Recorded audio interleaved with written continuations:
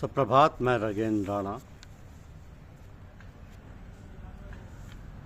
रूह की आवाज़, यह है आज की हमारी आध्यात्मिक चर्चा का विषय। रूह की आवाज़। एक समय एक संत एक शहर में से गुजरे। वहाँ के लोगों ने जब सुना तो वो लोग रास्ते के किनारे आकर बड़े अदब और हया के साथ चुपचाप खड़े हो गए। ये संत जब कंबल ओढ़े हुए वहाँ से निकले तो एक सज्जन जो उस नगर के बड़े विद्वान और प्रतिष्ठित थे, उनके पास जाकर बोले कि गुरु की ज़रूरत है जिससे ध्येय प्राप्त हो जाए।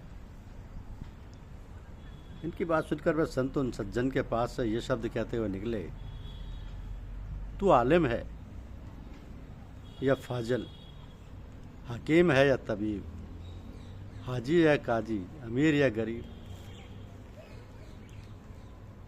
ये सुनकर उन सज्जन के दिल पर खास असर पड़ा और बड़ी अधीनता से कहा, भगवान मैं ना विद्वान हूँ, ना फाजिल, ना हकीम, ना तबीब, ना हाजी, ना काजी, ना मोर, ना मौलवी आदि, किंतु दरअसल एक बेबस मूर्ख भिखारी हूँ। दया व कृपा यानी रहम और फजल का भिक्षुक हूँ। वो महात्मा ये सुनकर पीछे लौटाए और उनसे कहने लगा, भाई तुम तो खुदा के बंदे ज़रूर हो। अगर ऐसी सूरत में बिरादराना हक बगैर अदा किए चला जाता तो खुदा की नाखुशी का कारण होता। ए भाई सुनो, दो शर्तें अमल में लाना। ईश्वर चाहेगा तो गुरु की ज़रूरत पूरी हो जाएगी। पहली यह कि अगर ज्ञान और जानने और समझने बूझने की इच्छा हो तो केवल ये पुस्तकें देखना जिनमें मालिक, भक्तों और प्रेमियों, ईश्वर की भक्ति और गुरु की भक्ति की बातें हों, और ये कि कैसे इन्होंने अपनी अपनी ज़िंदगियाँ गुजारी, कैसे आदाब, इखलाक आदि इनके सांसारिक और आत्मिक चरित्र में रहे। दूसरी ये कि जब ऐसे सत्संग और दिल बहलाने की इच्छा हो तो किसी ऐसे खुदा दोस्त की खिदमत में हाजिर होकर खामोशी से रहम और फजल का इंतजार करना, क्योंकि जो काम जिंदा लौंपमणी से निकल सकता है वो मुर्दा शेर से नहीं निकल सकता। अगर ऐसा सत्संग ना प्राप्त हो सके तो किसी संत महात्मा की समाधि पर जाकर खामोशी से बैठा करना। ये हिदायत देकर महात्मा जी तो चले गए, मगर उन सज्जन के दिल पर बहुत असर पड़ा। घर वापस जाकर सब साहित्य, न्याय व फिलॉसफी आदि की पुस्तकें बांट दी। सभा सोसाइटी में भी जहाँ उनका विशेष मान था वहाँ भी आना जाना बंद कर दिया, और संत महात्माओं के चरित्र और जीवनी के लिए एक दो पुस्तकें ले ली और उन्हीं से दिल बहलाने लगे। कुछ दिनों बाद इल्म और अभ्यास के जीवन में बड़ा अंतर मालूम होने लगा। अभ्यास में अधिक रुचि पैदा हो गई। किसी संत के सत्संग के ना मिलने के कारण एक महात्मा की समाधि पर जाकर एकांत में बैठने लगे। ऐसा करते हुए कुछ समय बीता। केवल लड़कों को पढ़ाकर अपना जीवन निर्वाह करते। निर्धनता यहाँ तक बढ़ी कि कभी कभी फाके पर नौबत आ जाती। आपकी धर्मपत्नी एक अमीर घराने की थी, किंतु उन्होंने ऐसे समय में अपने पतिदेव का बराबर साथ दिया और टोपी और रुमाल आदि बनाकर और बाजार में बिकवा कर उससे बरसों काम चलाती रही। एक दिन की बात है कि जब 2 दिन का फाका था, उसी दशा में उन्होंने अपनी स्त्री से कहा कि आज यदि मेरे पास कुछ होता तो ईश्वर के नाम पर प्रसाद चढ़ाता और श्री ईश्वर भक्तों की सेवा करता। ये सुनकर उस पतिव्रता देवी ने अपनी चादर साफ करके बिकवा दी और पुराने चिथड़ों को जोड़कर अपना बदन ढाका।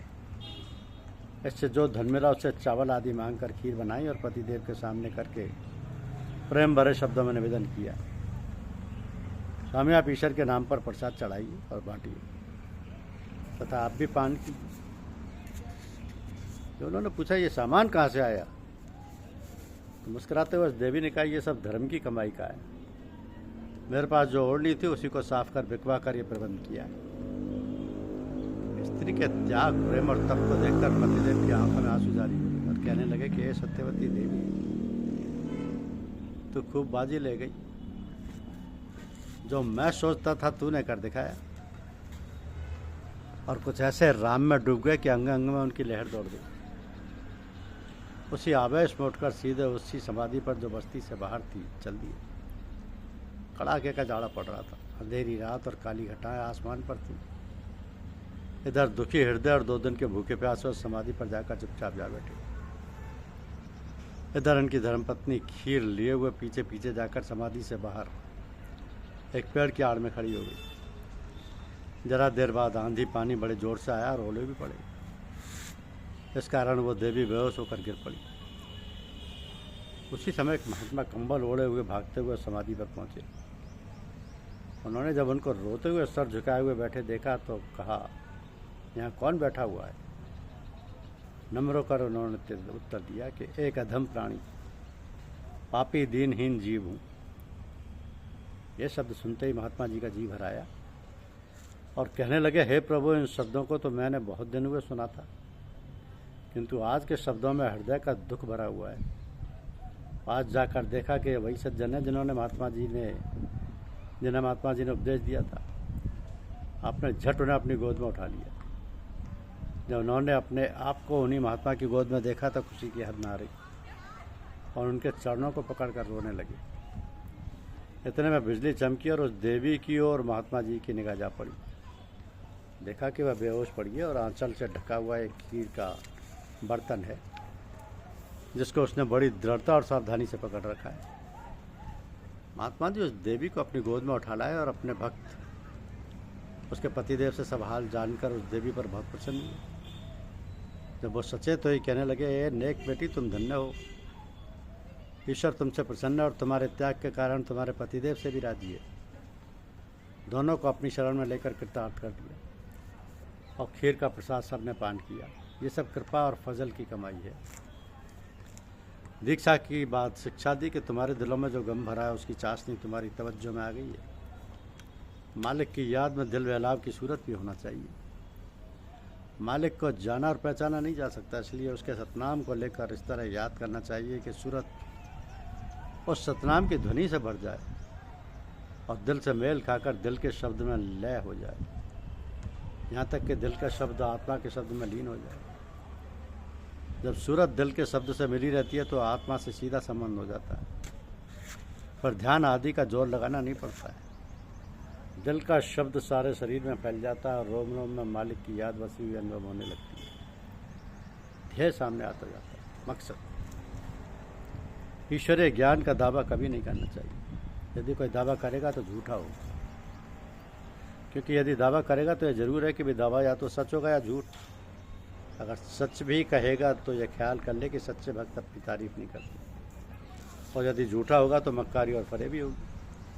मतलब यह है कि अपने आप को सदा मायूस, मजबूर, दीनहीन और दया कृपा का भिक्षुक समझे। जिसको जितना मालिक का प्रेम और ज्ञान होता है उतना ही उसको आश्चर्य या हैरत होती है, क्योंकि जिस कदर कोई सूरज के निकट जाएगा उसी कदर उसकी हैरत बढ़ती जाएगी, यहाँ तक कि उसमें अपना आपा खो बैठेगा और गुम और लय हो जाएगा। तो ईश्वर के प्रेम के ज्ञानी में अपने अनुभव और ज्ञान के अनुसार ये गुण आ जाते हैं। वो अपने मालिक को देखते हैं बगैर इल्म के, बगैर आँख के, बगैर खबर के, बगैर साक्षात्कार के, बगैर अनुभव और गुणों आदि, यानी दिल में उसकी याद व लगन ऐसी पुरजोर होकर रूह में समा जाती है कि सब बातें प्यारे की ऐसी अकान भगवान में मालूम होती हैं। कहा है कि बिन पग चले सुने बिन काना, कर बिन कर्म करे विधिनाना, आनंद रहित सकल रस भोगी, बिन बानी वक्ता बढ़ियो। जिस तरह नींद मालूम होने पर तमाम शरीर सुकून और आराम पाने लगता है, यहाँ तक कि नींद का गलबा बढ़ जाता है और शरीर भी उसमें साकिन हो जाता है, इसी तरह जब दिल सतनाम के टंकोर से अपने अंतर में रूहानी आवाज़ या कशिश से मेल खाता है और मालिक की याद भर जाती है, तो उसमें सत प्रकाश की बिजली रूहानी ताजगी और गुदगुदाहट पैदा होती है कि दिल आराम पाकर चैन और शांति में महव हो जाता है। अभ्यास और बार बार याद करने से दिल लगे रहने की आदत बन जाती है। तो सतगुरु के कमाए हुए ख्याल, तालीम या अकीदत के असर व फैज़ को कबूल करके ले लिया, दिल और दिमाग के भीतर उसने जगह ले ली, कुछ तो ज़माने में अमल या नशा की तरह उस अभ्यासी की कैफियत हो जाती है। तो तलब और ख्वाहिश का जज्बा करना शुरू कर देता है। वह अपना साधन और अभ्यास में लगा दे। दिल लगाने का ये तरीका, दिल लगाने का तरीका है सूरत। इसमें सूरत दिल की आवाज़ में महव हो जाने का अभ्यास किया जाता है। जब ये दिल जाग जाता है, यानी सुमरन, ध्यान, भजन दिल की आवाज़ में बन जाते हैं, तो रूह की आवाज़ या कशिश दिल में फूट जाती है, तो तरक्की का सिलसिला खुद ब खुद चल निकलता है।